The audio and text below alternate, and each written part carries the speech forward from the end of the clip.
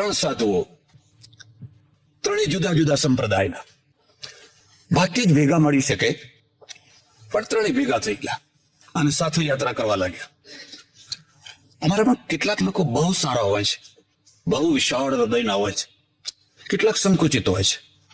આ ત્રણેય ફરે એવું નાનું સરખું એક ગામ, અને સાંજના ટાઈમે એ ગામમાં આવ્યા.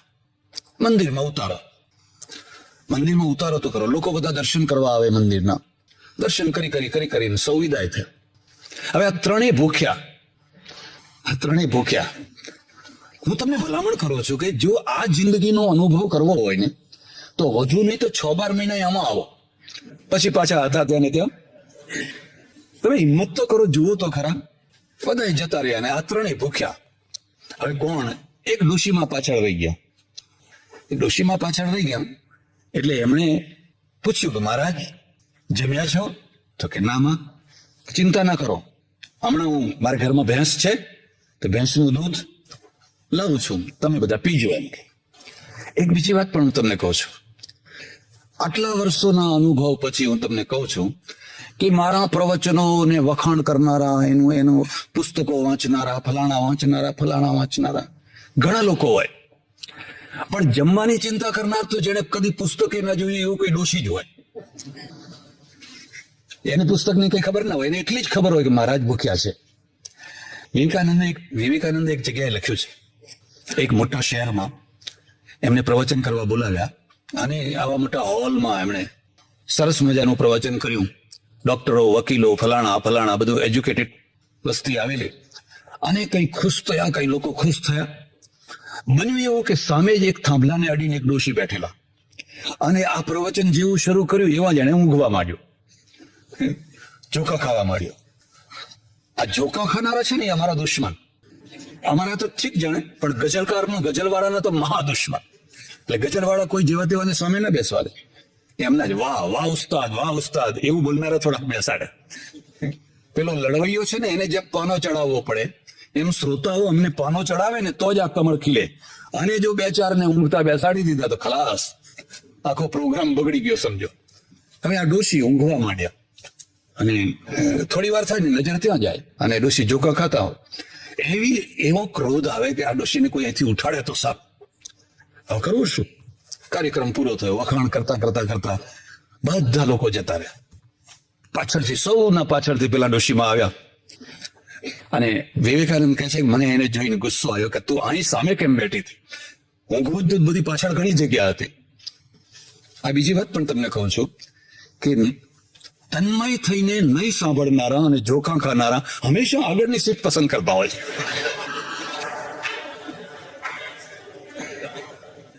તો એના ઉપર ગુસ્સો આવ્યો, પણ હવે શું કરવું? બરાબર છે. હવે ડોશી નજીક આવીને કહે છે કે મહારાજ જમ્યા છો, ભૂખ્યા છો? અને વિવેકાનંદ કહે છે કે આ બધા ડોક્ટરો, આ વકીલો, આ ફલાણા બધા ગયા, પણ કોઈએ મને આવું તો પૂછ્યું જ નથી. હું ખરેખર ભૂખ્યો હતો. ખરેખર મારે જમવાની જરૂર હતી. જે જાગતા હતા એ ઊંઘતા હતા, અને જે ઊંઘતી હતી જે જાગતા હતા એને મારા પ્રોબ્લેમની ખબર નથી, અને જે ઊંઘતી હતી એને મારા પ્રોબ્લેમની ખબર હતી. એટલે અમારું આખું જે જરૂરિયાતો છે ને, એ તો આ બિચારા ભોળા માણસો જ કરતા હોય છે. પેલા ડાયા માણસો તો કઈ ના મહારાજ કેવું પડેથી કઈ પેટ ભરાવાનું હતું. એટલે પેલા ડોશીમાં છે ને ઘેર ગયા પટેલ, ઘરમાં ભેંસ, મન મોકળું, મન ઉદાર, મન વિશાળ, આવડો મોટો કટોરો મગમગતા દૂધનો, કેસર, ઇલાયચી બધું જે કઈ ઘરમાં હતું. એકાદ છોકરો કઈ ફોરેનમાં રહેતો હશે એટલે કેસર ને બધું લાવતો હશે બધું. અને કેટલો એને ભાવ, ઓહો મારું દૂધ સંતોના મોઢામાં જાય, કેટલો ઉમળકો. લાઈને મૂકીને કહે કે તમે પીજો શાંતિથી, હું સવારે દર્શન કરવા આવીશ ને ત્યારે આ કટોરો લઈ જઈશ, તમે શાંતિથી આ પીજો. આ કટોરો આવ્યા પછી ત્રણેયના મનમાં એક સાથે એક જ પ્રકારના ભાવ થયા કે આખો કટોરો મને મળે તો. હવે આ બધા ભાગ પડાવશે પેલા બે, એના કરતા આખો કટોરો છે એ જો મને મળી જાય તો. એટલે રાહ જોવા બેઠા. કઈ કરતા બોલે છે કે મારું આજ પેટ દુખે છે, કઈ કરતા બોલે છે કે મને આજ ઈચ્છા નથી. પણ ત્રણેયમાંથી એવું એક બોલ્યો. 9 વાગી ગયા એટલે બધાએ પોતાનું પોત પ્રકાશ્યું કે તો એમ કરો, હવે આપણે આ કટોરાને ઉચ્ચે પેલા ગોખલામાં મૂકી દો. અને આપણે ત્રણે સૂઈ જઈએ. પછી રાત્રે જેને સારામાં સારું સ્વપ્ન આવે એ આ કટોરો પી જાય. એગ્રી થયા, બરાબર, સૂઈ જાઓ. અને ત્રણે સૂઈ ગયા. હવે આ ત્રણનો એક વૈષ્ણવ પરંપરાનો, એક શૈવ પરંપરાનો અને એક હનુમાનજીની પરંપરાનો, ત્રણેક સૂઈ ગયા. પરોળીએ સવારે ઉઠ્યા, ત્રણેક બોલો ને ચાલો તમારું સ્વપ્ન કહો. એટલે શિવજી વાળો કહે છે કે શું વાત કરું, ઓહો હો, રાતના 12 વાગ્યા હશે અને ભગવાન સાક્ષાત શિવ ડમરૂ ને ત્રિશૂળ ને લઈને આવ્યા અને મને કે અરે મારા ભક્ત, આજ સુધી તારા જેવી દુનિયામાં કોઈએ ભક્તિ કરી, માટે ચાલ હું તને અત્યારે કૈલાસ બતાવવા લઈ ગઈ. તો ભાઈ મને તો પોઠિયા ઉપર બેસાડીને સદેહે કૈલાસ લઈ ગયા અને કઈ કૈલાસનું બધું વર્ણન કર્યું. એટલે પેલા બીજાએ કહ્યું ભાઈ તને શું આવ્યું? કે અરે તારા કૈલાસમાં શું દાટ્યું છે? એમ કે ત્યાં તો બરફ છે, પથરા છે. મારા ભગવાન આવ્યા ને મને તો ગરુડ ઉપર બેસાડીને વૈકુંઠ લઈ ગયા. હવે સ્વપ્ન જ કેવું છે ને એમાં ક્યાં કોઈને પ્રમાણ આપવાનું હતું. જેને જેવું કેવું હોય એવું કહી શકાય. મને તો ગરુડ ઉપર બેસાડીને, અને વૈકુંઠમાં તો કઈ ફૂલ ને કઈ બગીચા ને કઈ રળિયામણો ને કઈ નદીઓ ને કઈ ફુવારા ને બધું વૈકુંઠનું વર્ણન કર્યું. એ પેલા હનુમાનજી વાળાનો વારો આવ્યો કે ભાઈ તમારું, કે ભાઈ મારે તો બહુ ભોડું થયું. એમ 1 વાગ્યો હશે અને લાલ ચોળ શરીરને મોટું વિશાળ, આવડી મોટી મોટી આંખો, હાથમાં ગદા, ને હનુમાનજી આવ્યા. આમ આંખો ફાડીને ઉભા રહ્યા. એટલે હું તો ડરી ગયો. મને કહે છે ઓટ ઓટ, આ કટોરો પી જા, આ કટોરો પી જા. તો મેં તો કહ્યું મહારાજ મારાથી ના પીવાય. ગદા આમ ઊંચી કરીને તે હું તો ડરતો ડરતો ઉઠ્યો અને કટોરો પી ગયો.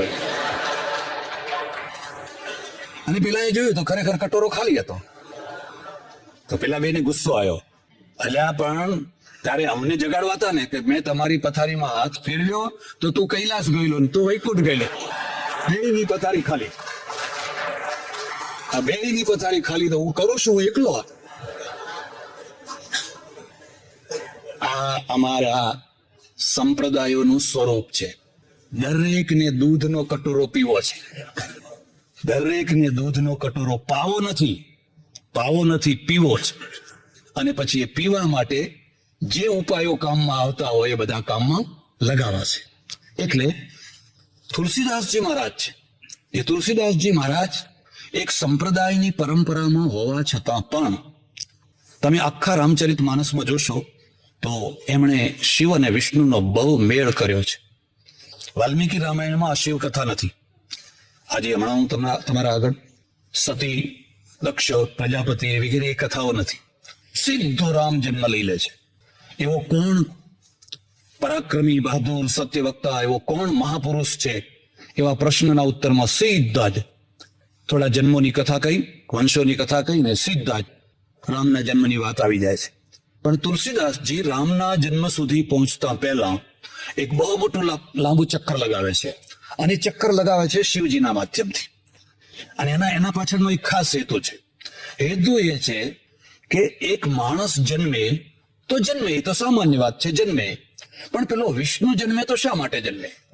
પરાત્પર પરબ્રહ્મ પરમાત્મા જન્મે તો શા માટે જન્મે? અને આપણા ત્યાં પરાત્પર પરમાત્મા વિષ્ણુના જન્મ માટેનો હેતુઓ આમાં બતાવેલા છે. શ્રાપ આપ્યો અને શ્રાપના કારણે એમને જન્મ લેવો પડ્યો. હવે શ્રાપ આપ્યો તો કેવી રીતે આપ્યો? બસ એ શ્રાપ આપવાની કથા માટે એક લાંબુ ચક્કર લગાવ્યું કે ભાઈ શ્રાપ કેમ આપ્યો, શા માટે આપ્યો, એની એક લાંબી વાત આખી ચલાવી હતી. થોડી ચર્ચા એની કરશું એટલે તમને ખ્યાલ આવશે. પેલો જે સતી હતા ને, એ સતીનું મળદું ખભા ઉપર મૂકીને મહાદેવ ગાડાની માફક ઘૂમતા રહ્યા. હું તમને 2 ભલામણો કરું છું. જો તમને થોડો પણ સંસ્કૃતમાં રસ હોય તો તમે ચાણક્યને જરૂર વાંચજો. હા, ચાણક્ય અને ભર્તૃહરિ અને ચાણક્ય, આ બેયને તમે જરૂર વાંચજો. ચાણક્યએ એક શ્લોકમાં લખ્યું છે કે અગ્નિથી તો શરીર બળે, કોઈના ઉપર તેજાબ નાખ્યો હોય તો શરીર બળે, પણ અગ્નિ વિના શરીર બળે તો કેવી રીતે બળે? તો એને પહેલાનો શબ્દ લખ્યો કાંતા વિયોગ સ્વજનાપમાન ઋણશ્ચ શેષ કૃપણશ્ચ વૃત્તિ વિધવા ચ કન્યા મૂર્ખશ્ચ પુત્ર વિનાગ્નિના ષટ પ્રદહંતિ કાયમ. આ 6 ચીજો વગર અગ્નિએ તમારા શરીરને બાળ બાળ બાળ બાળ બાળ. પેલી અગ્નિ તો 5-10 મિનિટમાં બાળી, પણ આ તો તમને જિંદગી ભર બાળ્યા કરે. હવે 6 ચીજો મૂકી, એમાં સૌથી પહેલી ચીજ કઈ મૂકવી? એટલે સૌથી પહેલો શબ્દ લખી દીધો, કાંતા વિયોગ. પત્ની વિયોગ નથી લખ્યો, પત્ની વિયોગ નથી લખ્યો. ઘણી પત્નીઓ તો મરે ને તો પેલાને શાંતિ થાય, હાસ ભગવાન હવે છૂટ્યા, હાસ. પણ પત્ની હોય ને કાંતા હોય, સંસ્કૃતમાં શબ્દની અલગ અલગ એનો શબ્દાર્થ છે. અત્યંત ગુણવાન હોય, અત્યંત પતિપરાયણ હોય. અને હું તમને એક બીજી વાત કહું છું, સ્ત્રી છે ને એ વૈધવ્યને પાર પાડી શકે, એ વિધવા થાય, ગમે એટલો સારો પતિ હોય, રડે કૂટે ઝૂરે, પણ વૈધવ્યને પાર પાડી શકે. પુરુષ વિધુરતાને પાર ના પાડી શકે. કેમ ના પાર પાડી શકે? સવારથી ઉઠે ત્યારથી પત્નીને આધીન એનું જીવન. દાંતણ પેલી તૈયાર કરે, બ્રશ તૈયાર કરે, નાવાનું પાણી તૈયાર કરે, ચા તૈયાર કરે. આ ભાઈને તો હુકમ જ કરવાનો હોય, ઓર્ડર જ કરવાનો હોય, એટલે બધું તૈયાર કરે ને. એટલે પછી ભાઈ રૂઆબ કરે, એને તૈયાર કરવાનું, અમને રૂઆબ કરવાનું. લો હવે કરો, શું થાય? હવે સવારે ઉઠો તો શું, કઈ ઠેકાણું નહીં. અમારી બાજુમાં એક ગામ છે, ત્યાંની હાઈસ્કૂલનો કાર્યક્રમ, અને કાર્યક્રમમાં જવાનું થયું તો એક સજ્જન, કાર્યક્રમ પૂરો થયો, મને કે ચાલો આપ મારી ગાડીમાં હું તમને મૂકી દઉં. હા સારું ચાલો. અમે બંને સાથે ચાલ્યા, લાંબુ પ્રાંગણ મેદાન. ચાલતા ચાલતા ચાલતા તો જોયું તો આમ જોયું તેમની આંખમાંથી આંસુ આવી રહ્યા છે. તમે કહો અરે અરે અરે અરે તમે રડો છો? મને કે મહારાજ આ 1 કલાક જે તમે પ્રવચન કર્યું ને એ બધું મારા ઉપર જ હતું. મેં કહું હું તો તમને ઓળખતો નથી, પણ કે કહો કે ના કહો, તમને પહેલેથી કોઈ કઈ વાત કરી દીધેલી હોવી જોઈએ. બધું મારા ઉપર જ ઘટતું હતું એમ. અને હું તમારું પ્રવચન સાંભળવા નતો આવ્યો. મને તો હેડમાસ્ટરે કહેલું કે તમારા આખા ગામમાં તમારી પાસે જ ગાડી છે, ત્યાં સ્વામીજીને પછી પ્રવચન પૂરું થાય એટલે દંતાલી મૂકી આવવાના છે, તો હું તો તમને મૂકવા માટે આવે, અને વગર ઈચ્છા એ પછી બેઠેલો. તો મેં કહું તમારી બોણી બગડી, તમે પહેલી વાર પ્રવચન સાંભળવા આવ્યા ને પહેલી વાર જ રડવાનું થયું. તમે રડો છો કેમ?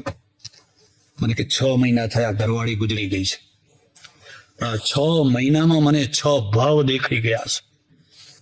કોઈ ઘરમાં નથી કે છે? 3 છોકરાઓ છે, 3 છોકરાઓની વહુઓ છે, બધું છે, પણ કશું નથી. એ હતી કદી મારે પાણીનું ન કહેવું પડ્યું, દાંતણનું ન કહેવું પડ્યું.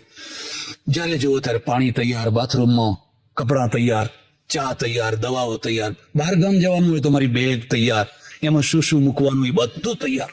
2 મહેમાન આવ્યા હોય, ખાલી હું આમ જોઉં એટલે ચા લાવે, બધું જ.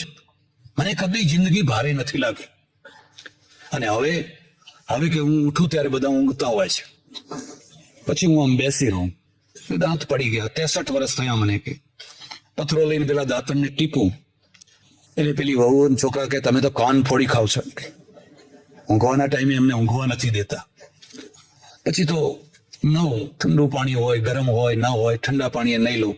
ને મારું ધોતિયું 12 વાગ્યા સુધી એમને એમ પડ્યું હોય, પીળું થઈ ગયું. એ કત્તી આમ બગલાની પાંખ જેવા મારા કપડા રાખે. જમવા બેસું તેના રોટલીનું ઠેકાણું હોય, ના શાકનું ઠેકાણું હોય, અને મારા મનમાં ને મનમાં એટલું દુઃખ થાય, એટલું દુઃખ થાય. પછી મેં કહ્યું પણ તમે વહુને સમજાવતા હોય તો કે એક વહુ ભણેલી છે, કોલેજ પાસ થયેલી છે, તેને મેં સમજાયું કે બેટા તમારી બા હતા તે આમ બધું કરતા. એને મને તપાક દઈને જવાબ આપ્યો કે બાપુજી જો સુખી થવું હોય તો ગાંધીજીનો ધર્મ પાડો. ગાંધીજીનો ધર્મ પાડો એનો અર્થ સમજ્યા? બધું જાતે કરી લો. હવે મને ગાંધીજીનો ધર્મ શીખવાડ્યા. આટલી ઉંમરે મારે ગાંધીજીનો ધર્મ પાડવો કેવી રીતે? 6 મહિનામાં તો મારા 6 ભાવ વીતી ગયા છે. મેં કહ્યું ચાલો હવે એક બીજી વાત તમને પૂછો. જે સ્ત્રીએ 62 વર્ષની ઉંમર સુધી પડછાયો થઈને અનન્ય ભાવથી તમારી આટલી બધી સેવા કરી, ગરમ ગરમ રોટલી, ફલાણું, આ તે પડ્યો બોલ ઉપાડ્યો, એ જીવતી હતી ત્યારે તમે એના માટે શું કર્યું? મને કે એનું તો રડવું છે. મેં તો કેટલી વાર એને ગરમ દાળની વાટકી મારેલી એમ. જો રોટલી આવવામાં વાર થાય તો જે ગરમ દાળની વાટકી હોય ને મારું છૂટો ઘા કરું ને, હું તો મરચા જેવો તીખો, એટલે મેં તો એને બહુ જ હેરાન કરેલી. તમે કોઈ કશો વાંધો નહીં, તમારું માથું નજીક લાવો. આમ તો હું કોઈને આશીર્વાદ નથી આપતો, પણ આજ મારી ઈચ્છા છે કે હું તમને આશીર્વાદ આપું અને તમે 100 વર્ષના થો અને આ બાકીના વર્ષો છે ને ઝૂરી ઝૂરીને દુખી થઈને મને કે મારે ના ના ના ના ના હવે તો ભગવાન ઉપાડી લેતો, હવે મારે જીવવું. ના કીધું તમારે હજુ જીવવાનું છે, એને એક મોટું કામ કરવાનું છે. જે સ્ત્રીની જીવતા જીવતા તમે કદર ન કરી શક્યા, હવે મર્યા પછી તમે એની કદર કરો છો, એ સ્ત્રીને હવે એનો બદલો આપો. કે એ શું? બોલો, હવે આ જે ગાંધીજીનો ધર્મ શીખવાડનારી વહુઓ છે એને તમારી મિલકત આપવી છે? તો કે કોને આપું ત્યારે? મિલકત તો એમને જ આપવાની ને. મેં કહ્યું ના, તમે વિલ કરો, તમે ટ્રસ્ટ કરો અને મરનારી જે સ્ત્રી છે એનું 6 ફૂટનું મોટું ચિત્ર મૂકો, રોજ અગરબત્તી કરો અને ત્યક્તાઓ, વિધવાઓ, અનાથો એ બધાને જગ્યા મળે, રોજી મળે એવી એક સંસ્થા ઊભી કરો. તમારા પૈસાનો ઉપયોગ કરો. જેની કદર તમે જીવતા ન કરી શક્યા, મૃત્યુ આપણા ત્યાં હવે ભારતમાં જ થવા માંડ્યું છે. મર્યા પછી બધાને ભારત રત્ન આપે છે, જીવતા જીવતા નથી આપ્યા. માણસ મરી જાય ને ઘણા વર્ષો વીતી જાય પછી બધાને ભારત રત્ન ને એવી બધી ઉપાધિઓ આપે છે. આ તો કદાચ આપણી સંસ્કૃતિ હશે, જે હોય તે ભગવાન જાણે. હવે તમે એના નામે એક સંસ્થા ઊભી કરો. અને આ તો બહુ સુંદર આઈડિયા તમે આપ્યો મને, બહુ સરસ. અરે એટલા માટે તમે કીધું આવ્યા હતા. અને હવે તમે તમારી મિલકતનો અમુક હિસ્સો વેપાર ધંધા માટે આપો ને બાકીનો હિસ્સો આ સ્ત્રીના ચરણોમાં મૂકો. એટલે પેલા ચાણક્યને લખવું પડ્યું, કાંતા વિયોગઃ. અત્યંત સેવાભાવી, વફાદાર, સમર્પિત એવી પત્નીને કાંતા કહેવામાં આવે છે. પછી કેટલી રૂપાળી છે, કેટલી રૂપાળી નથી, એનું કોઈ મહત્વ નથી. સૌંદર્યનું આકર્ષણ ક્ષણિક છે અને ગુણોનું આકર્ષણ સ્થાયી છે. સૌંદર્ય આખી જિંદગી સુધી એનું આકર્ષણ નથી રહેતું. સૌંદર્યના અંદર જો દુર્ગુણો ભર્યા હોય તો શૂર્પણખામાં અને સીતામાં શું ફરક છે? બે રૂપાળા છે, બંને રૂપાળા છે. સૌંદર્યના જોરે જીવન જીવી શકાતું નથી. જીવન તો ગુણોના જોરે જીવી શકાય છે. ગુણોનો સ્થાયી ભાવ છે, પેલો તો ક્ષણિક છે, ક્ષણ માત્રનો છે. આગળ બીજા 5 છે, એના ખાલી નામ જ કહી દઈશ, વ્યાખ્યા નહીં કરું. કાંતા વિયોગ સ્વજનાપમાન. તમારા સ્વજનોએ જ તમારું અપમાન કર્યું. ચાલતો માણસ અપમાન કરે તો કઈ દુઃખ ના લાગે, પણ સગાવાલા હોય, વેવૈયો હોય, ભાઈઓ હોય, ભત્રીજાઓ હોય, એ સભા વચ્ચે તમારું અપમાન કરે. ઋણસ્ય શેષા, માથે દેવું ભડકી રહ્યું છે, દેવું ભરાતું નથી. કૃપણસ્ય સેવા, અત્યંત કૃપણ માણસના ત્યાં નોકરી કરો છો, એ મક્ખી ચૂસ માણસ છે. વિધવા ચ કન્યા વિધવા થયેલી છે. અને મૂર્ખશ્ચ પુત્ર, નાની પરંપરામાં, વિદ્વાનોની પરંપરામાં એક મૂર્ખ છોકરો પેદા થયો છે. એને જોઈને વિના અગ્નિના ષટ પ્રદહંતિકાય. પેલો ચાણક્ય કહે છે, હવે તમારા શરીરને બાળવા માટે કોઈ અગ્નિની, કોઈ તેજાબની જરૂર. આ 6 માંથી એક ચીજ હશે તો પણ તમે બળતા જ હશો. શિવ જેવા શિવ, સમર્થ, પણ સમર્થને પણ વિયોગની અસર થઈ. કેટલીક ગેરસમજો છે, અને ગેરસમજો એવી છે કે જે બહુ ઊંચી ભૂમિકાએ પહોંચે એને હર્ષ ન હોય, એને શોક ન હોય, એને કશું જ ન હોય. આ ગેરસમજ છે. હર્ષ અને શોક થોડા ઘણા પ્રમાણમાં સૌને રહેવાનો જ. એક ધરાતલ ઉપરનું ચિંતન છે, એક આકાશનું ચિંતન છે. ધરાતલ ઉપરનું ચિંતન એ વાસ્તવિક ચિંતન છે. અમારા ઉપનિષદમાં લખ્યું છે, ન હવા સશરીરસ્ય પ્રિયા પ્રિયયો રપહતિ રસ્તી. હે ભાઈ, જ્યાં સુધી તમારું શરીર છે ત્યાં સુધી પ્રિય અને અપ્રિય રહેવાના જ. એક ગુરુને, સમર્થ ગુરુને 10 શિષ્યો હોય, પણ એમાંથી જે સૌથી વધુ સેવા કરનારો અને વધુ વફાદાર, એના ઉપર ચિત્ત ઠરવાનું જ છે. 4 છોકરા હોય તો 4માં એક લફંગો નીકળ્યો છે, દારૂડિયો નીકળ્યો છે. ગાંધીજીને એવો એક છોકરો મળેલો, હરિલાલ એવો મળેલો, અને એક પડેલો બોલ ઉપાડનારો છે. તો તમને આ બેમાં જે લાગણીઓ છે એનો ભેદ રહેવાનો જ છે. વિવેકાનંદના ઉપર અમેરિકાથી પત્ર આવ્યો અને પત્ર વાંચતા જ આંખમાં આંસુ આવી ગયા. આ બધા ઘણા લોકો બેઠેલા છે, વિચાર કરવા લાગ્યા કે તમે તો સંન્યાસી, અને સંન્યાસીને વળી રડવું કેવું? શું થયું છે? કાગળમાં શું લખ્યું છે? એમણે કહ્યું, ભાઈ, અમેરિકામાં મારા જે શિષ્યાઓ હતા એમાંની એક શિષ્યનું મૃત્યુ થયું છે. તમારા મૃત્યુ થયું તો થયું. હવે તો આ ગીતામાં લખ્યું છે ને, અશૌચાન નવશોચસ્ત્વમ પ્રજ્ઞાવાદાંશ્ચ ભાસસે ગતાસુન ગતાસુંશ્ચ નાનું સોચંતી પંડિત. વિવેકાનંદે જવાબ આપ્યો છે, સંન્યાસીનો અર્થ કઈ હૃદયહીન થવું એવો નથી. સંન્યાસી નહીં, હૃદય હોય. એ હૃદય વિનાનો ના હોય, એને પણ હૃદય હોય. એટલે સમર્થનો સમર્થને પણ. એક બીજી વાત, અમે બધા તમને એમ કહીએ કે જો કોઈનો શોખ ના કરશો, છોકરો મરી ગયો તો મરી ગયો, એમાં શોખ શું કરો છો? પત્ની મરી ગઈ તો મરી ગઈ, પતિ મરી ગયો તો મરી ગયો, એમાં શોખ શું કરો છો? પણ અમે કદી એવું ના કહીએ કે અમે મરી જઈએ તો શોખ ના કરશો, એવું ના કહીએ પછી. અને માનો કે ગાંધીજી દેવ થઈ જાય અને આખા દેશમાં કોઈને શોક જ ના થાય તો કેવું લાગે? હે? અને આખો દેશ જો શોક કરે તો બધા અજ્ઞાની છે. રામ વનમાં જાય અને લોકો શોક કરે તો એ બધા મૂર્ખા છે. દશરથ મરી જાય ને શોક કરે, રામને શોક થાય, ભરતને શોક થાય. શોક પણ સમય ઉપર જરૂરી છે, માત્રાપૂર્વકનો જરૂરી છે. જો તમે એમ કહો કે કદી કોઈને શોક થવો જ ન જોઈએ તો તમે પરોપદેશે પાંડિત્યમ કરી રહ્યા છો. મળદું પડ્યું છે ને તમે બધા દૂધપાક પૂરી ખાવ છો. સમય ઉપર એ પણ જરૂરી છે, એ પણ મંગલ છે, એ પણ જરૂરી છે. પણ સમય વીતી ગયો, સમય પાર થઈ ગયો, હજુ પણ મળદું છોડતા નથી. હવે કરવું શું? પછી એના ટુકડા કર્યા, અને ટુકડા કરી એના 51 ટુકડાઓ 51 જગ્યાએ પડ્યા. એની શક્તિ પીઠો થઈ. હવે મૂળ વાત ઉપર આવો. આ જે શિવ છે, આ જે સતી છે, એ કોઈ ઐતિહાસિક સ્ત્રી પુરુષો નથી. અને જો તમે એને ઐતિહાસિક કોઈ સ્ત્રી પુરુષ માનો, બહુ મોટી ભૂલ થઈ જશે. આ છે શું? સંસારના દુનિયાના બે મૂળ તત્વો છે, બે મૂળ તત્વો.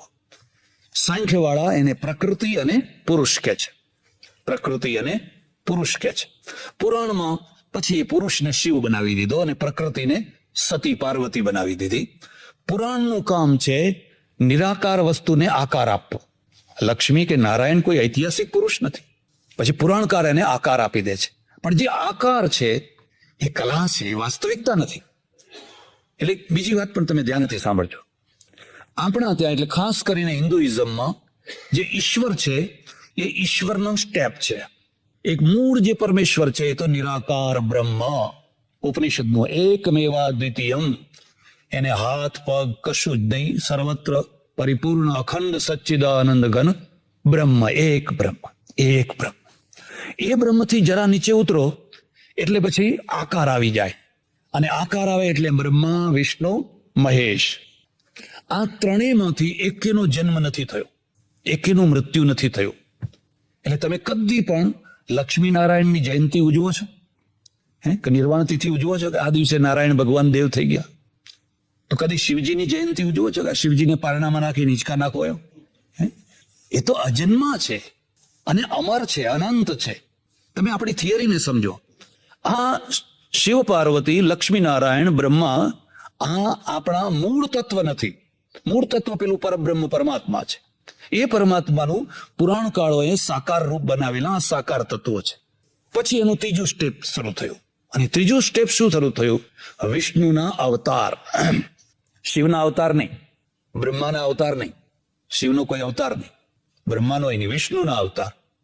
તો વિષ્ણુનો જે અવતાર છે એ એનું ત્રીજું સ્ટેપ થયું. અને ત્રીજા સ્ટેપ સુધી તો ઠીક રહ્યું જાણે. પછી ચોથું સ્ટેપ શું કરી દીધું કે આ જે અવતારો છે એ અવતારોના પછી પણ વ્યક્તિ વિશેષ ને આપણે પરમાત્મા માની લીધા. અને એમાંથી આવી વ્યક્તિ પૂજા. વ્યક્તિ પૂજા, કોઈ સંત, કોઈ ભક્ત, કોઈ જ્ઞાની પુરુષ, કોઈ ફલાણો, એને સંત જગ્યાએ, ગુરુની જગ્યાએ, મહાપુરુષની જગ્યાએ માનતા એને સીધા પરમાત્મા માની લીધા. ખરેખર છે એ સંત છે, મહાપુરુષ છે, બહુ તો જ્ઞાની પુરુષ છે, પણ આપણે એને પરમાત્મા માની લીધા. એટલે અત્યારે આપણા ચોથા પીરિયડમાં ચાલી રહ્યા છે.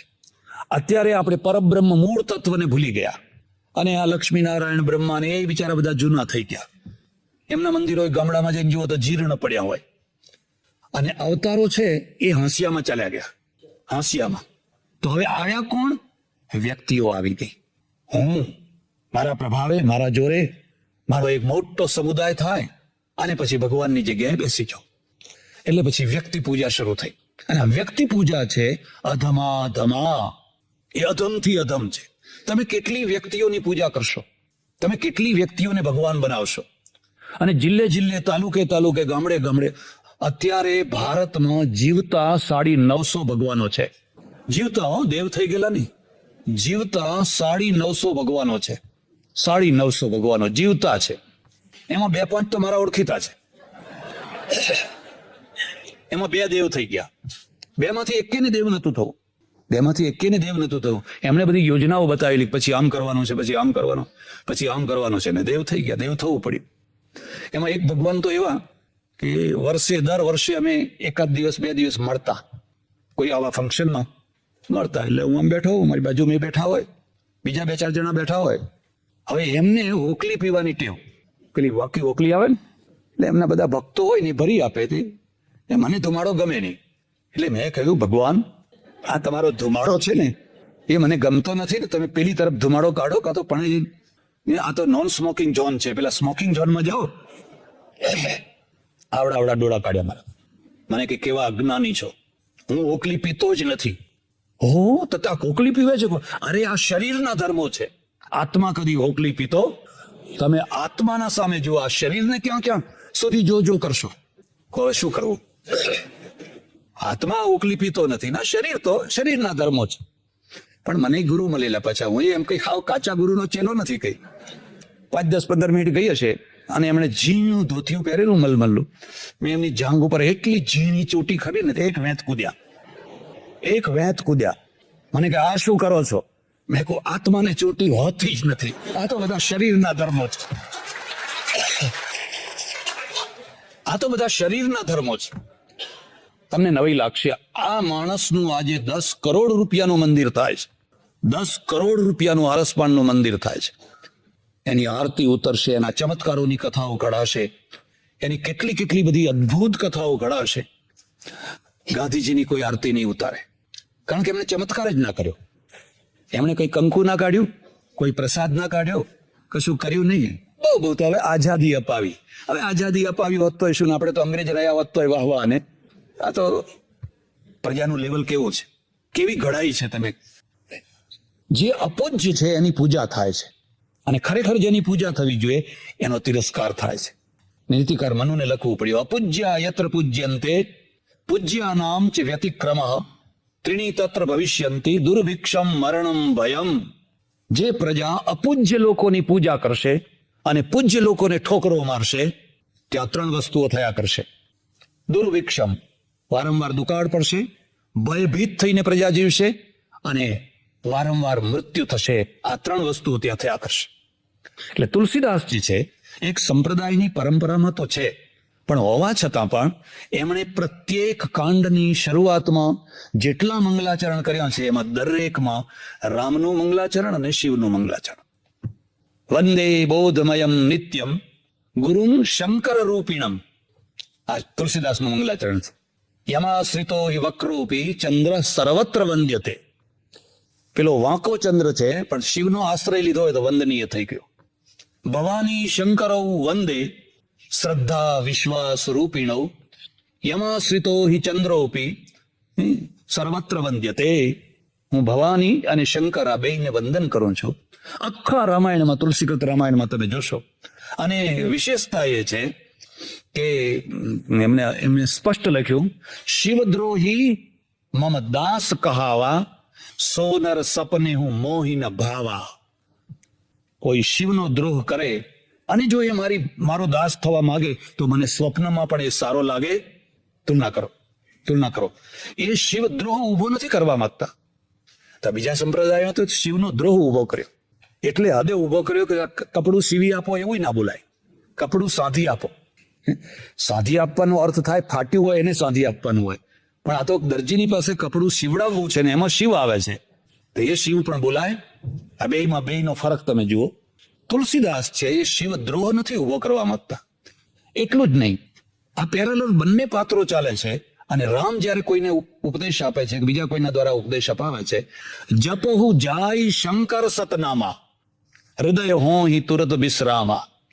તું જા ભાઈ અને ઓમ નમઃ શિવાય, ઓમ નમઃ શિવાય, ઓમ નમઃ શિવાય, ઓમ નમઃ શિવાય એવા જપ તું કર તો તને હૃદયમાં શાંતિ મળશે.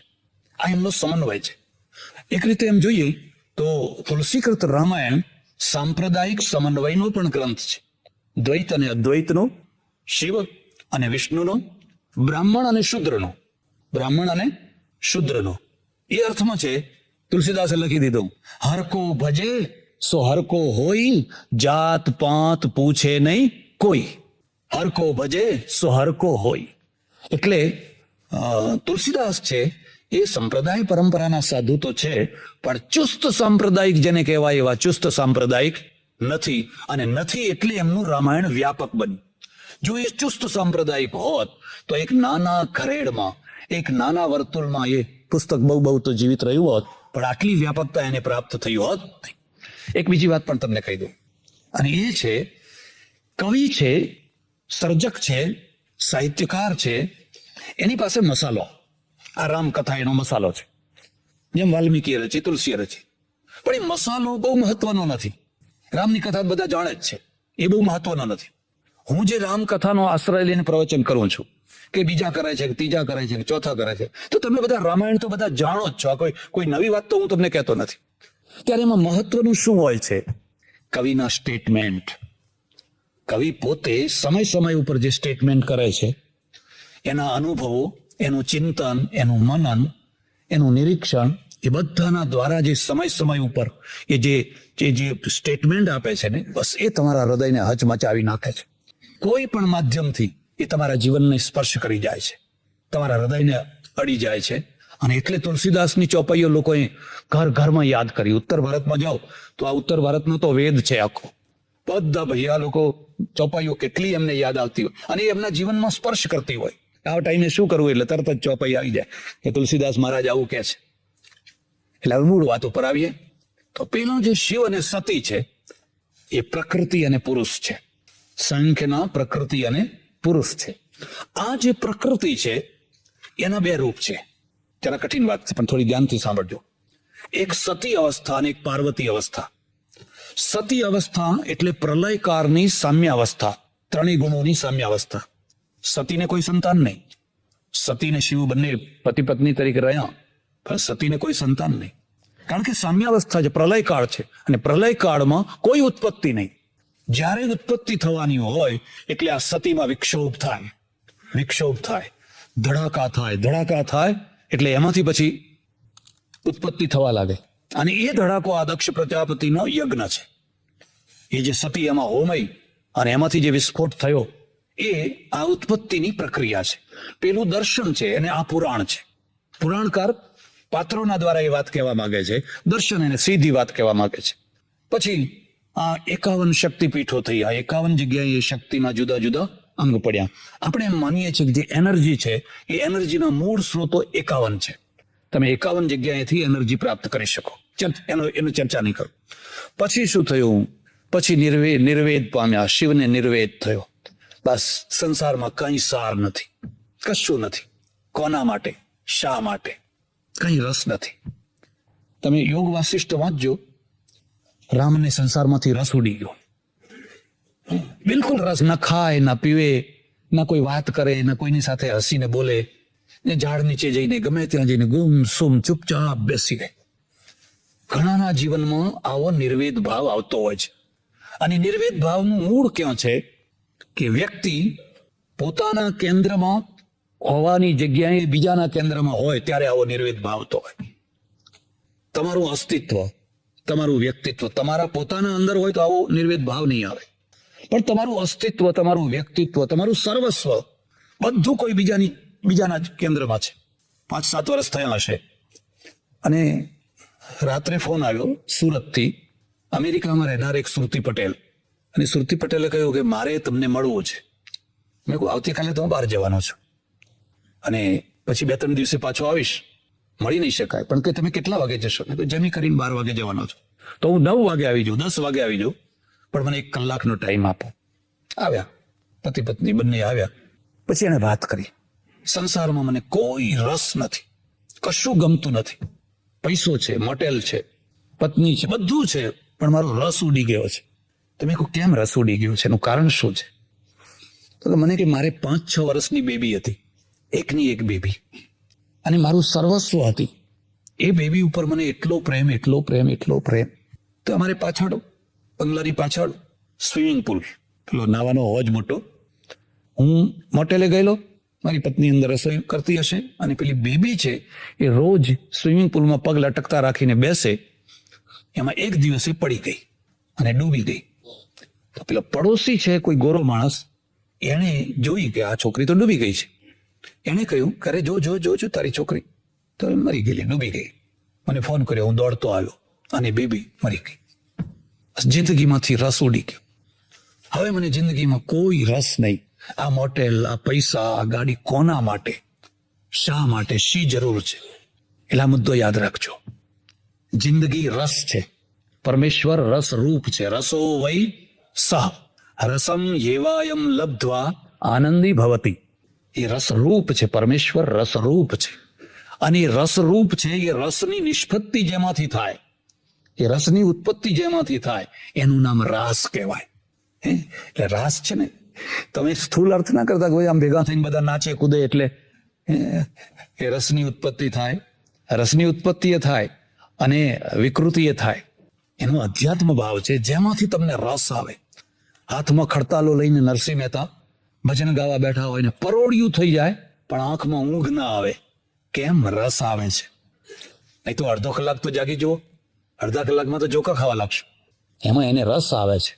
એટલે બીજી વાત પણ હું તમને કહું, કોઈનો રસ ભંગ ન કરશો, કોઈનો રસ ભંગ ન કરશો, અનાડી ન થશો. અમારે ત્યાં એક સુફીઇઝમ છે, હું તમને કોઈ વાર વાત કહું છું. આ રસ રહે છે ક્યાં? અહીં નથી રહેતો, મગજમાં નથી રહેતો, હૃદયમાં રહે છે. એ હૃદયમાં રહે છે.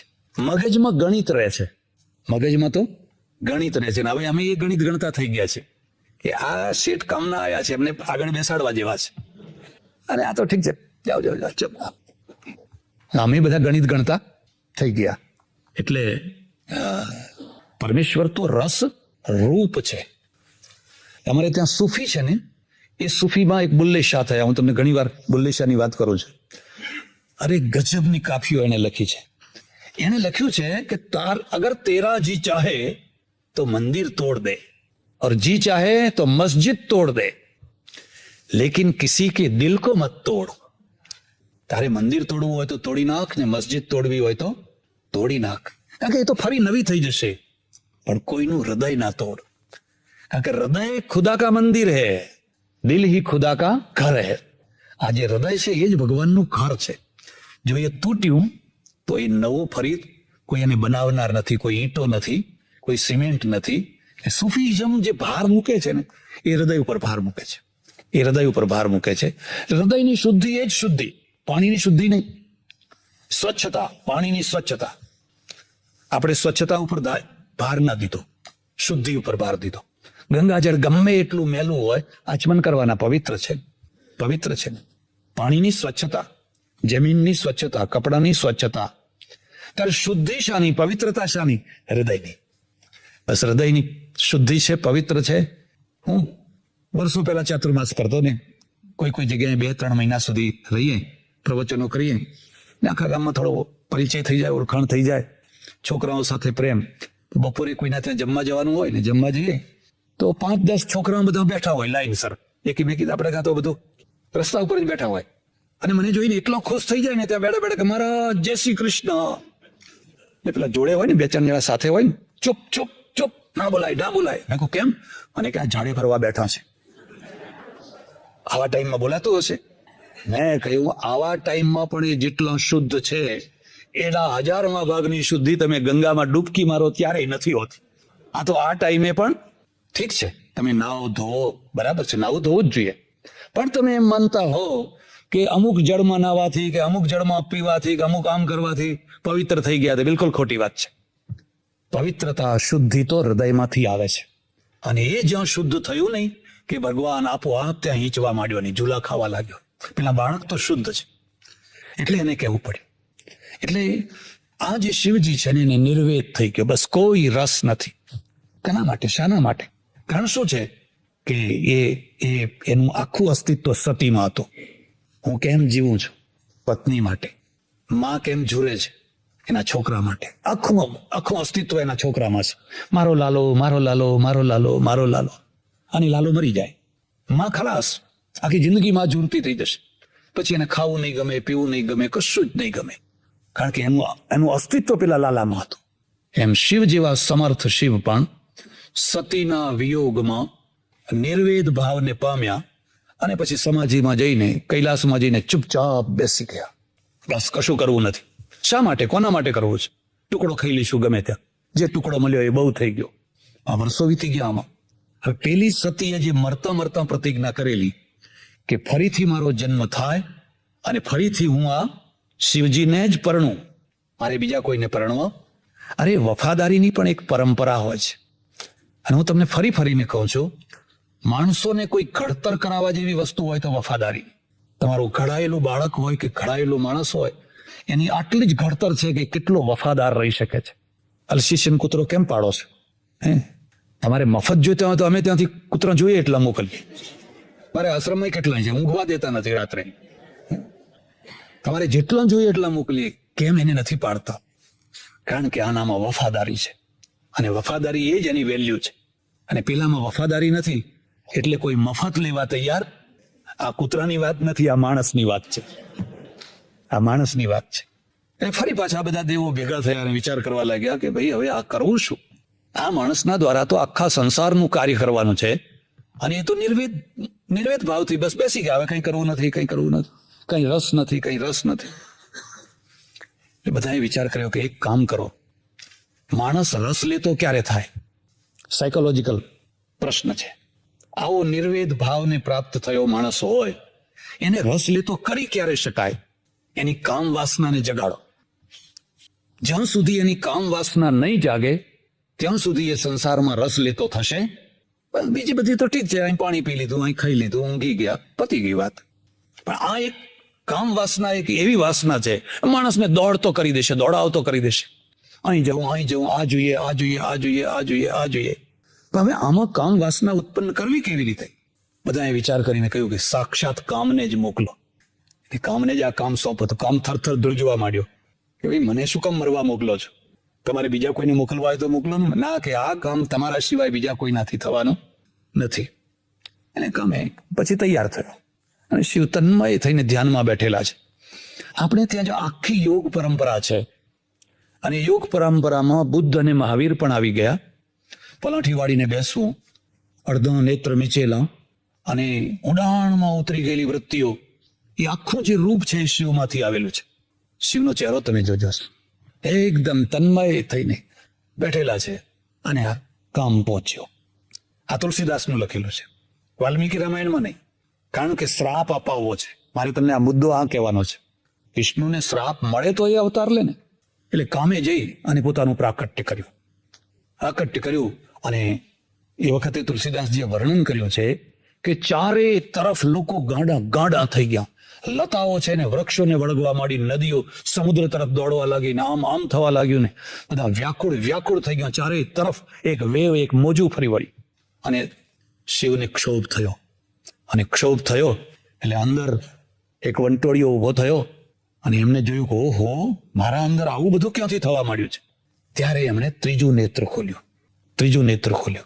અને ત્રીજું નેત્ર જ્યાં ખોલ્યું એમાંથી જે પ્રચંડ અગ્નિ નીકળીને તો કામ બળીને ખાક થઈ ગયો, રાખ થઈ ગયો.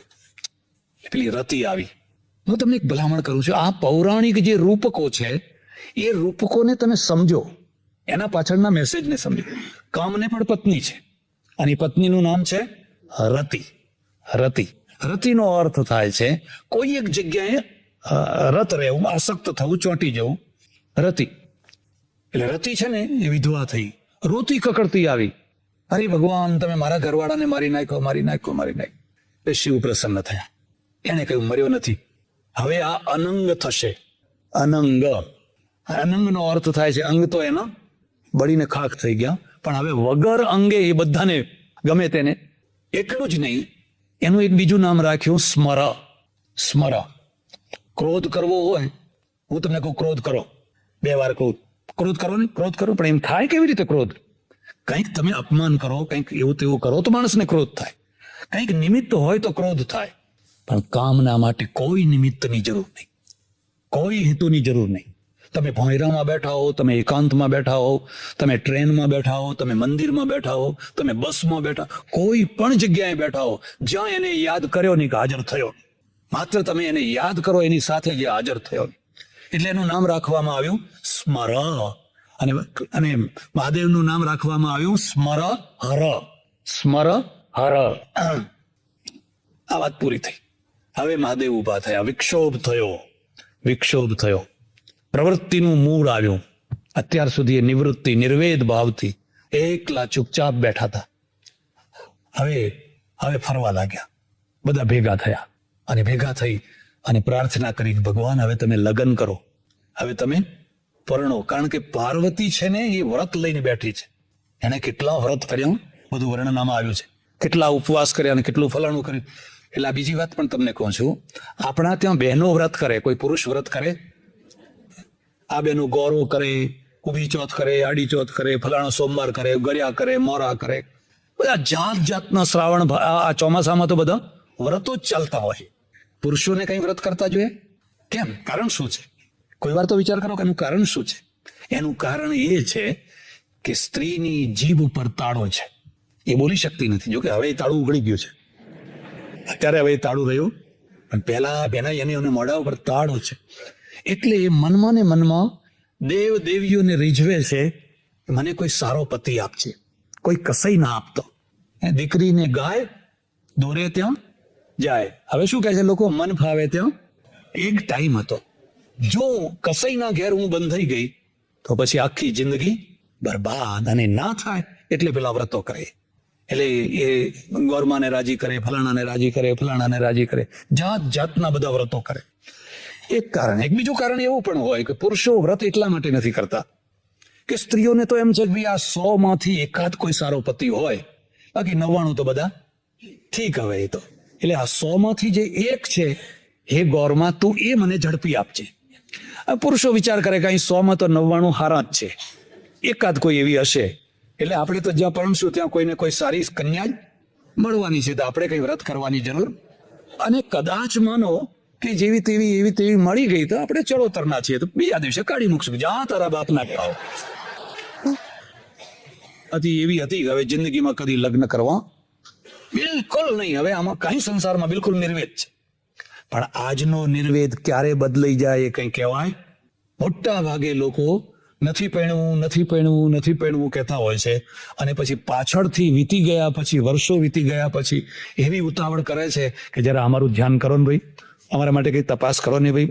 અરે જ્યારે ટાઈમ હતો ત્યારે તમે તૈયાર ના થયા, અને હવે જ્યારે ટાઈમ વીતી ગયો છે, સાંજે રીંગણા બધા ઉતરી ગયા છે ને હવે કહો છો કોઈ ગ્રાહક આવે, હવે તો તમે પેલા ગાર્બેજમાં નાખવા જેવા થઈ ગયો છે, હવે તમે શું વિચાર કરવાની વાત?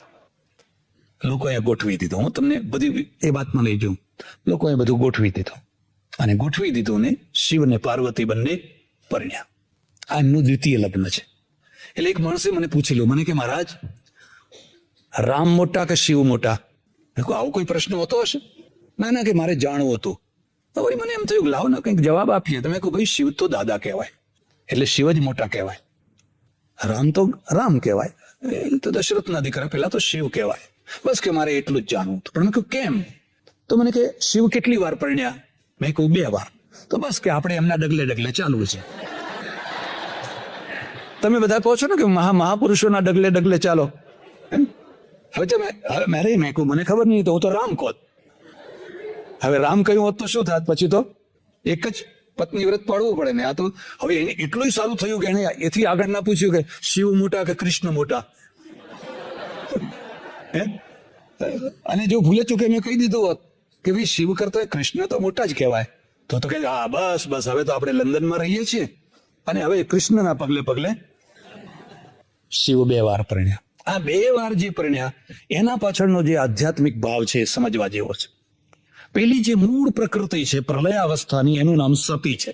અને સંસ્કૃતમાં સતી શબ્દનો અર્થ થાય છે અસ્તિત્વ માત્ર, જેની સત્તા માત્ર હોય એનું નામ છે સતી.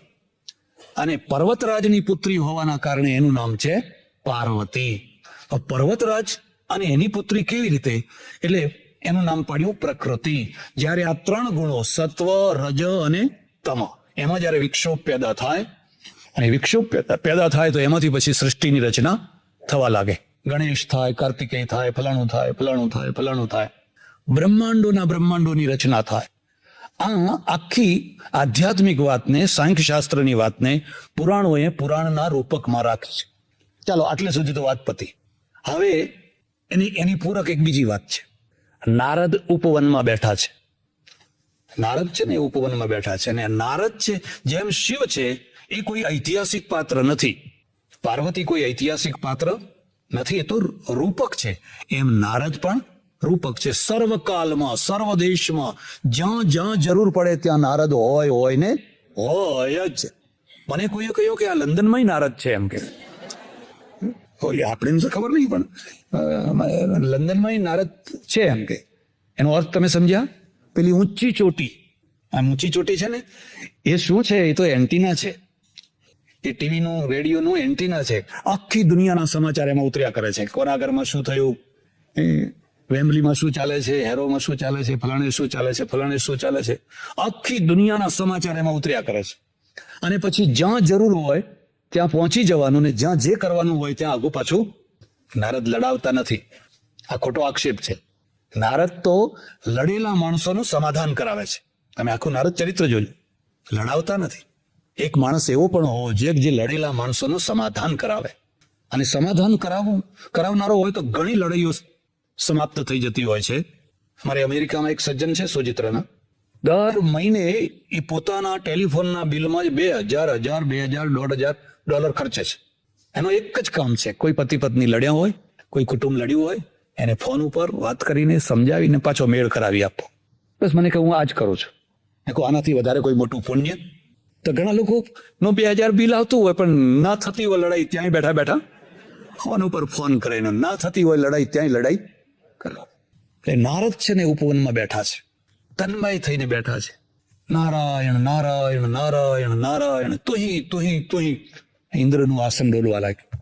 ખુરશીઓ પહેલેથી ડોલતી આવી છે. આજે ડોલે છે એવું નહીં, પહેલેથી ખુરશીઓ ડોલતી આવી છે. એટલે ઇન્દ્રે જોયું કે ભાઈ આ કોણ માણસ આટલું તપ કરે છે, કે નારદ કરે છે. તો એક કામ કરો, એના તપનો ભંગ કરો.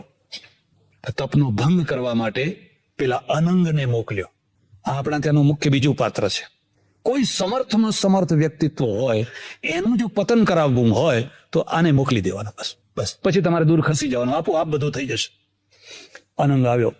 તુલસીદાસજી લખે છે કે એને કઈ પ્રયત્નો કર્યા, પણ નારદનું રૂવાડું પણ ફરક્યું ના ફરક્યું. પેલો હાર્યો ને પાછો ગયો. પણ નારદ કામને તો જીતી શક્યા, પણ વિજયને પચાવી શક્યા? વિજયને ના પચાવી શક્યા. બસ હું જીત્યો. વિજયને પચાવવો બહુ કઠિન છે. પૈસાને પચાવવો બહુ કઠિન છે. સિદ્ધિઓને પચાવવી બહુ કઠિન છે. બાક લોકો બોલ કરતા થઈ જાય. મને ભગવાને દર્શન દીધા તો સારું કરી, એમાં બોલ શું કરે છે? પણ તો ઘેર ફરીને બધું બોલી આવે, પછી બંધ થઈ જાય બધું. એટલે નારદ છે ને એ સીધા ઉપડ્યા શિવજીની પાસે. શિવજીને કહે છે કઈ પેપર વાંચો છો કે નહીં? કે કેમ, કઈ સમાચાર જાણ્યા કે નહીં? શું તમે એકલા નથી હો, આપણે પણ એમાં. એમ તમે એકલા કઈ કામ ઉપર વિજય મેળવ્યો એવી વાત નથી, હું પણ એમાં છું. એટલે શિવ હસ્યા. શિવે કહ્યું ભલે નારદ, તમે કામ વિજય કર્યો, બહુ સારું કર્યું, પણ ભૂલે ચૂકે આ વાત તમે કદી વિષ્ણુને કરશો? મને કરી તો કરી, પણ કદી વિષ્ણુને કરશો? એટલે નારદ સમજી ગયા કે આ માણસને મારા વખાણ પસંદ. એટલે એ સીધા વિષ્ણુ પાસે ગયા. વિષ્ણુને કેમ ના વાત કરું? એ તો મારા ભગવાન છે, એ તો મારા ઈષ્ટદેવ છે. તો વિષ્ણુ તો હિંચકા ઉપર ઈચી રહ્યા છે ને. નારદ પહોંચ્યા અને નારદે કહ્યું કે ભગવાન આપણે કામ વિજય કર્યો હો. એમ કે હા બસ, કે એકલા શિવ જ નથી, શિવની સાથે હું પણ છું. આવી બડાઈની વાતો કરી, ગૌરવની વાતો કરી, આત્મશ્લાઘાની વાતો કરી, ત્યાંથી વિદાય થઈ. વિષ્ણુએ વિચાર કર્યો કે જે માણસ આટલો મોટો વિજય કરી શકે છે એ વિજયને પચાવી નહીં શકે, અને પચાવી નહીં શકે તો મારે એનું રક્ષણ કરવું જોઈએ. ગીતા તેષામહં સમુદ્ધર્તા મૃત્યુ સંસાર સાગરાત ભવામીન ચિરાત પાર્થ મૈયા વેશિત ચેતસા. અર્જુન, આ સંસાર સમુદ્રના ચક્કરોમાં જે ડૂબતા મારા ભક્તો છે, એમ લાગે કે હવે ડૂબી રહ્યા છે, લાંબો હાથ કરીને હું એને બચાવી લઉં છું, તરત એનું રક્ષણ કરું છું. હવે મારે આનું રક્ષણ કરવું પડશે. વિજયને પચાવી શકતો એટલે હું તમને એક બીજી વાત કહું છું. ઈશ્વરની પાસે કંઈક માગો એના પહેલા એવું માગજો કે તું જે આપે એને મને પચાવવાની ભૂમિકા આપજે. તું આપે ને જો હું પચાવી ન શકું તો એ ઝેર થઈ જશે, પોઈઝન થઈ જશે. એટલે પ્રભુ તું મને આપજે, પણ જે આપે એને પચાવવાની પહેલા શક્તિ આપજે. ઉત્તર ગુજરાતનું એક ગામ, પટેલો રહે. એમાં એક પટેલ ખેતરમાં જાય, હળથી જમીન ખેડે અને વિચારો કર્યા કરે. વિચારો શું કર્યા કરે ખબર છે? આ વર્ષે તો આ ખેતરમાંથી આટલું પાકશે ને પાકશે જ. પેલો વિચાર આવે પાકશે. પછી બીજો વિચાર આવે આટલું પાકશે તો મારે એક સરસ ઘોડી લાવવી. પેલા તો ઘોડી લાવતા ને, એક સરસ મજાની ઘોડી લાવવી. અને ઘોડી લાવીશ ને પછી જે પેલો છે ને, કારણ કે વિરોધી હોય જ ને, વિરોધી હોય, પેલો છે ને એના ઘર આગળ જઈને ઘોડીને કુદાવીશ, હણ કરીને 2 પગે અદ્ધર કરીશ અને પછી હું એ ખૂંખારો ખાઈશ. એટલે પેલો શરમાઈ જાય. ઐશ્વર્યની ઈચ્છા છે, ઐશ્વર્ય ભોગવવા માટે નહીં, બીજાને બાળવા માટે. બીજાને, મારા ઓળખીતા એક અમેરિકામાં એક ભાઈ છે, એ મને વાત કરે કે મારા બાપુ આવ્યા ઇન્ડિયાથી, એરપોર્ટ ઉપર જ મને કહ્યું, જો અત્યારે ને અત્યારે સારામાં સારી મોટામાં મોટી ગાડી ઇન્ડિયા બુક કરાવી દે, મારે ઇન્ડિયા લઈ જવી છે. અરે બાપુ, અહીંની ગાડી ત્યાં ના પોસાય, આનું માઇલેજ ના હોય, આના સ્પેર પાર્ટ એ તો કશું નહીં, પણ મારે લઈ જ જવી છે. પણ હું તમને ઇન્ડિયામાંથી ગાડી લઈ આખો કે ના, ઇન્ડિયાની ગાડી નહીં. હવે આમનો ગંજ બજારમાં મોટી દુકાન, મોટી પેઢી, પણ તમે આ ગાડીને કરશો શું? મારે આખા ગંજ બજારને બાળવા છે. હું એ ગાડીમાં બેસીને નીકળું અને વગર જોતું ઉટર મારો. એના લોકો તો કોઈ હોય ને ઉટર કરે, આ તો હું એટલે પેલાને કહે જુઓ જુઓ જુઓ. ઐશ્વર્ય જોઈએ છે, પણ શા માટે જોઈએ છે? બીજાને બાળવા માટે જોઈએ છે. અને મારી ઘોડી ખાણા કરીને અને હું ખોખારો ખાઈશ ને એટલે પેલો શરમાઈ જશે, આંખ ઊંચી નહીં કરી શકે. અને બરાબર એ જ ટાઈમે જોયું તો એનું હળ છે ને, એ હળ નીચે કંઈક ફસાઈ ગયું. એટલે જોયું, ઉભો રહ્યો કે ઓહો આ કેમ? આમ તેમ માટી આડી કરીને જોવે છે તો અંદર છે ચરુનો કાંઠો ને એમાં હળ ફસાઈ ગયો. ખુશખુશ થઈ ગયો, રાજી માટી આગી પાછી કરી. ચોમાસાનો દિવસ, થોડો વરસાદ પડેલો, માટી ચીકણી, એટલે એને તો આખી ચરોડી બહાર કાઢીને જોયે તો અંદર સોના મારો, આખી ચરુ. અરે રે, હવે તો વરસ સારું આવે તોય ભલે ને ના આવે તોય, આટલી ચરોડી મળી ગઈ. હવે આપણે કઈ વરસ નહીં કઈ પડ્યું. એટલે એને આખી ચરોડી જે માટીની, ચીકણી માટીની, એ સામે નદી, પેલી કલ કરતી નદી, એને કહ્યું કે પટલાણી આવે ત્યાં સુધી આને હું ધોઈને ચોખ્ખી કરી નાખું. તો માથે ઉપાડી અને ગયા નદીમાં. આટલા પાણીમાં ઉતરીને એને ધોવા માંડ્યા. ધોતા મોઢું આમ થયું અને પાણીનો વેગ એમાં આવ્યો ને હાથમાંથી છૂટી ગઈ. તો આમ ગડબડ થતી, એ જાય કરતી, જાય રે જાય. બધી સોના મારો તણી ગઈ નદી. મને મગજ એવું છટક્યું ને બસ. પછી ત્યાં જે કુંડાળે ફરવા લાગ્યા, આવીને ગઈ.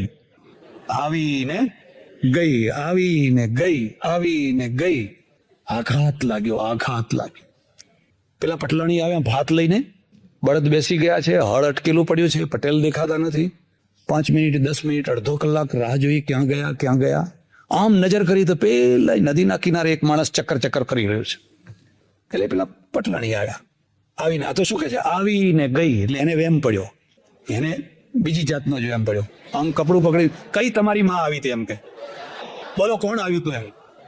એટલે માંડ જવાબ આપ્યો કે આ ચરોડી આવી હતી અને એને હું અહીં ધોવા લાવ્યો અને ધોતા હાથમાંથી છટકી એટલે ચરોડી ગઈ, અમારા હાથમાંથી ગઈ અને એને આઘાત લાગ્યો. ઓહો. અને એ શું કહે છે, તમે કેમ ધોઈ. પેલો કહે છે આવીને ગઈ, અને આ કહે છે અરે પણ તમારે ધોવી હતી તો મોરો કાઢી લેવી હતી ને પછી ધોવી હતી, અને ધોવાનું કામ તો મારું, તમને ઉતાવળ ક્યાંથી આવી ગઈ? આ મારું કામ તમે કેમ પડાવી લીધું? 2 ચક્કર ફરવા માંડ્યા. એક કહે છે આવીને ગઈ અને બીજી કહે છે તમે કેમ ધોઈ. સાંજના 4 વાગ્યા ઘરમાં પેલો છોકરો કે છે મારી માં નથી આવી, મારા બાપુ નથી આવ્યા, આ તે થયું શું, લાવ જરા તપાસ કરું. ખેતરમાં આવ્યો અને ખેતર તો ખાલી પડ્યું છે. આમ નજર કરી તો બે ચક્કર ચક્કર ફરી રહ્યા છે. ચક્કર ચક્કર એ આવ્યો ત્યાં તો પેલો કે છે આવી અને ગઈ, અને આ કહે છે તમે કેમ ધોઈ. હા શું બોલે છે આ લોકો? ઉભા રહો ઉભા રહો ઉભા રહો. પૂછ્યું શું છે શું છે શું છે? કે ભાઈ આવું થયું અને આ ચરૂડી આવી અને આ ચરૂડી આમાં બધી સોના મારા સાથે. તે એનું મગજે ફટક્યું અને એ કહે છે અરે રે મેં ના જોઈ, અરે રે મેં ના જોઈ, અરે રે મેં ના. ત્રણેય ચક્રાવે છે. પેલા બળદ તરસે મરે છે. એમને એમ છે ઘરની જગ્યાએ ઘર છે, ખેતરની જગ્યાએ ખેતર છે, અને આ એક જ ઘરના ત્રણ માણસો ગાડા થઈ ગયા છે. સાંજના 6 વાગ્યા એક સંત નદી કિનારે નાવા આવે રોજ. એમણે જોયું કે આ ત્રણેય જણા ચક્રે ચડ્યા છે. પૂછ્યું તો બધી વાત કરી કે ભાઈ આવું થયું ને અમારે તો હવે બસ આ આવીને ગઈ ને. એટલે કે ઉભા રહો, આ ત્રણેય બોલવાનું બંધ કરો, હું તમને શીખવાડું એ બોલો. તો કે શું બોલીએ? મુફત મેં आई और मुफ्त में गई, मुफ्त में आई और मुफ्त में गई. राग द्वेष की आग से झरझर परत अंगार, संत न होते जगत में तो जल मरता संसार. અલ્યા તમે રોટલો ખાનારા, આ ખેડ કરીને ખાનારા, તમને ભગવાને ચરૂડી આપી પણ તમને પચાવવાની શક્તિ હતી નહીં. હવે નથી તો તમે ખોઈ, તો મફતમાં આવીને મફતમાં સફળતાને પચાવવી, વિજયને પચાવવો બહુ અઘરું કામ છે. અને જો પચે તો જીવન ધન્ય છે, ને ના પચે તો જીવન બરબાદ છે. નારદથી પચ્યું નહીં. નારદ વિજયને ના પચાવી શક્યા અને વિષ્ણુને ચિંતા થઈ કે મારે આનું રક્ષણ કરવું છે. હવે કરવું શું? એટલે રસ્તામાં એક સરસ મજાનું નગર અને નગરનો દરવાજો, અને દરવાજા ઉપર 6 ફૂટની એક રાજકુમારીનું ચિત્ર મૂક્યું. નારદ ફરતા ફરતા ફરતા ફરતા ત્યાંથી નીકળ્યા ને આમ નજર પડી એટલે નજર સ્થિર થઈ ગઈ. નખથી શીખ સુધી ને શીખથી નખ સુધી કેટલી વાર જોતા ગયા. જોતા જોતા જોતા જોતા જોતા એક લાંબો નિશાસો નાખ્યો. અરે રે આ તપસ્વીનું તે કઈ જીવન છે? સવારથી ઉઠીએ અને નહીં ખાવાનું ઠેકાણું, નહીં ફલાણું ઠેકાણું, નહીં. ઘરમાં કોઈ આવી રાજકુમારી જેવી પત્ની હોય, પછી બેઠા બેઠા ઓર્ડર કરીએ ભજીયા આવવા દો, ચા આવવા દો.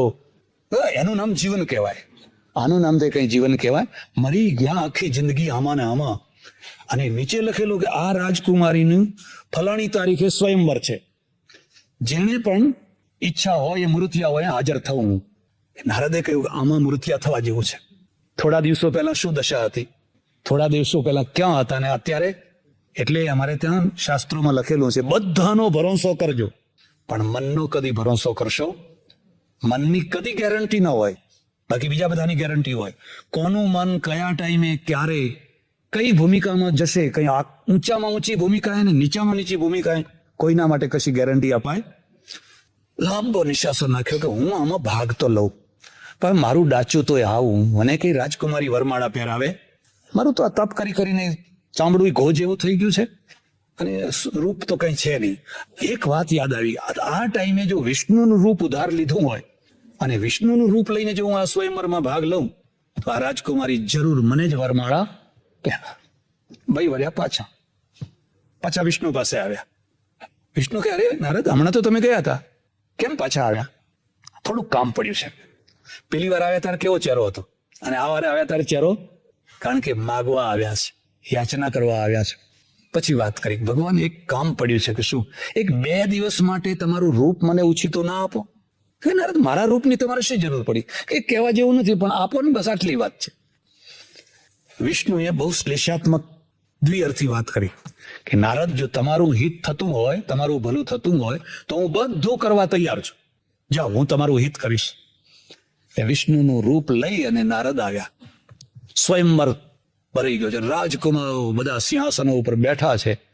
નારદે વિચાર કર્યો કે મારી તો કોઈ ખુરશી છે નહીં, આ તો બધા દેશના રાજકુમારોનું પહેલેથી જ બુકિંગ થયેલું, રિઝર્વેશન થયેલું, એટલે સૌ આવીને પોતાની ખુરશી ઉપર બેઠા. મારે ક્યાં બેસવું?